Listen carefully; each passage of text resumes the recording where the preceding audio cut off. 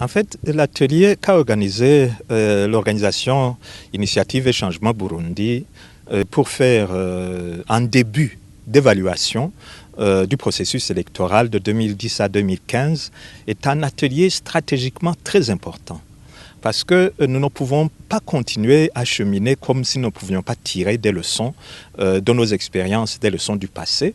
Et j'ai commencé précisément mon exposé en parlant d'un syndrome qui marque profondément la société burundaise, un syndrome d'immunodéficience électorale.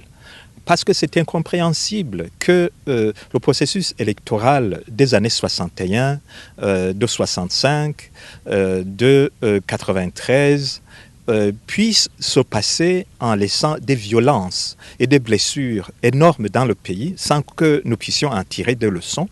Et qu'en 2010, nous puissions retrouver un même processus électoral qui termine dans des violences et qui engendre une méfiance, une herméneutique du soupçon et une logique d'exclusion comme nous les avons connues.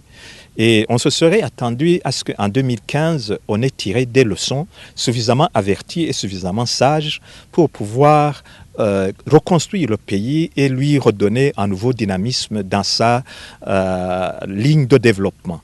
Mais il n'en a pas été le cas et vous voyez ce qui s'est passé.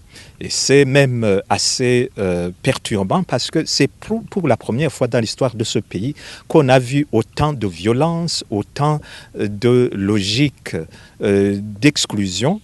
Et je ne sais pas si nous allons sortir assez rapidement des séquelles de ce processus électoral parce qu'il s'agira de se demander quels ont été les impacts sur les enfants qui ont entendu des bruits de feu pendant 2-3 mois de suite. Quelle sera la réaction au niveau de l'impact des jeunes, les jeunes filles, les jeunes garçons, puisque les effets ne sont pas toujours les mêmes sur les deux catégories. Quel pourra être l'impact sur les hommes au niveau de leur ménage? Parce qu'un père de famille qui est réduit à l'impuissance et qui n'arrive pas à nourrir sa famille, ça pose des problèmes d'identité et ça laisse des impacts psychologiques. Les mères de famille qui doivent chercher à protéger leur progéniture pendant des temps assez difficiles, les personnes du troisième âge, les handicapés et toutes les catégories sociales. Il faudra y penser et probablement penser à un mécanisme de thérapie au niveau social, au niveau politique, pour que nous puissions essayer de dépasser les séquelles de ce qui nous est arrivé. Mais aussi, ça doit être un moment d'évaluation où nous pouvons nous dire, en fait, qu'est-ce qui nous est arrivé? Pourquoi est-ce que ça nous est arrivé? Quelles leçons nous avons tirées des processus antérieurs et quelles leçons n'avons-nous pas tirées? Et comment nous nous organisons aujourd'hui pour l'avenir? Parce que le cycle électoral, c'est un cycle de 5 ans. Et comme nous l'a bien appris un proverbe congolais ici à côté, ce n'est pas le jour de la chasse qu'il faut aiguiser sa lance. Il faut l'aiguiser longtemps à l'avance. Ça veut dire que c'est aujourd'hui que nous devons nous préparer à l'élection de 2020. Et cela est important.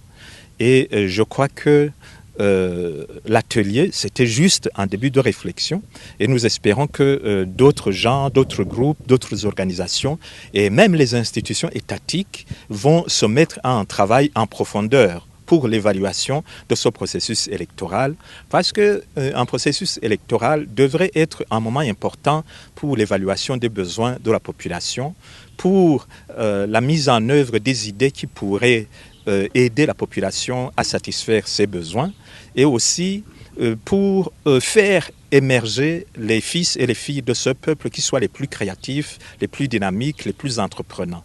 Et malheureusement, au niveau des programmes des partis politiques, au niveau des formations politiques en général, on a senti un déficit énorme de pensée où il y avait juste un positionnement pour les places et non une présentation de programmes qui tiennent en compte les véritables besoins de la population.